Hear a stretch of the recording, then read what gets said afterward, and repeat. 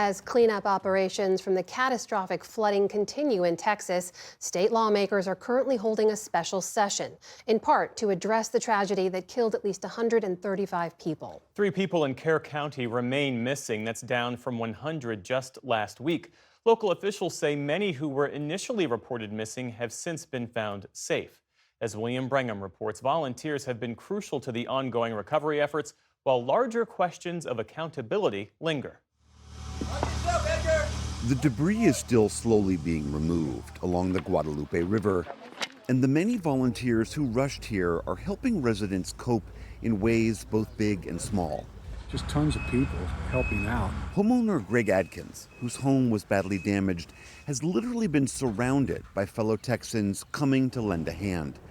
Adkins had no flood insurance. All of these volunteers, like Danny and his crew coming down from Texarkana, we got people coming. I had another guy that's a remediation restoration expert out of North Texas, up north of Dallas.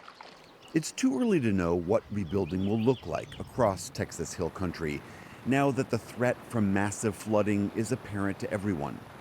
But in the short term, those volunteers offer hope, comfort, and relief. One local effort tries to find and return people's precious belongings. When such items are found, photos are posted to this Facebook group. Everything from stuffed animals, car keys, photographs, even beloved pets.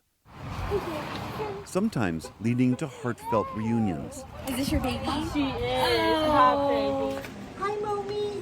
Even far from Texas, volunteers are stepping up.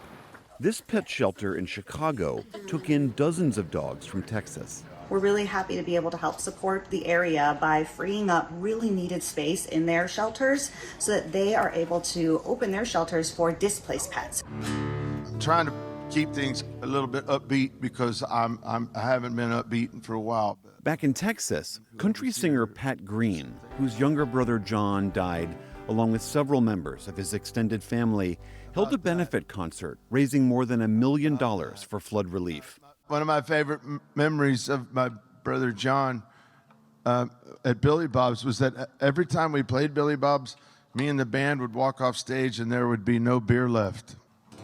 Nobody gets mad about a little beer drinking. But many questions remain about this tragic event, like why the floodwaters seemingly caught so many people off guard. Why hadn't better warning systems been deployed? We at the Texas Newsroom reviewed emergency transmissions from that night. Volunteer firefighters asked for alerts to be sent out around 4:30 or so in the morning.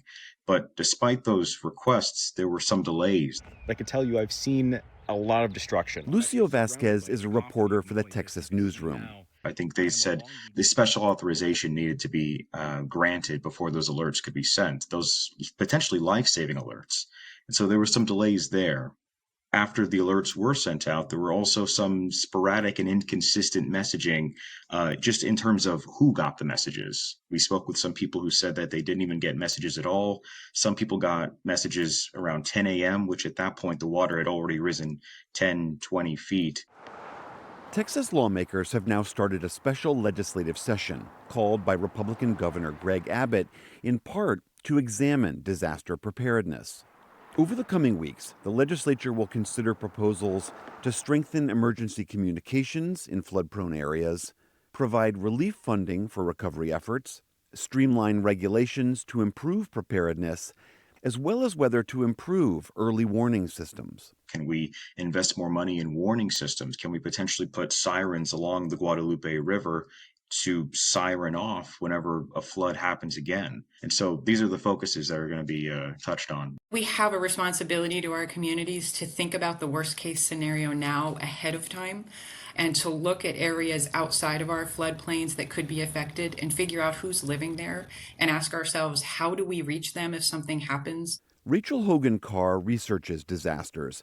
She's the executive director of the Nurture Nature Center, a nonprofit focused on public communication about flood risk. In coastal communities, there's tremendous infrastructure for warning for hurricanes, for coastal flooding, for storm surge, and communities are highly aware of their risk and they're highly publicized. An inland community where the events can be less frequent or have not happened for decades and decades, there's a lot less consciousness in the community. And so warning systems are generally less well developed, they're less well financed. Oftentimes, in smaller communities, there are volunteer services and emergency management people who are charged with delivering those warning systems. As state lawmakers discuss how to prevent the next tragedy, the victims of this one are coming home. 8-year-old Virginia Hollis died at Camp Mystic. Her body was driven to her hometown of Belleville, Texas, in a solemn procession. Town after town along the route offering a Texas-sized goodbye.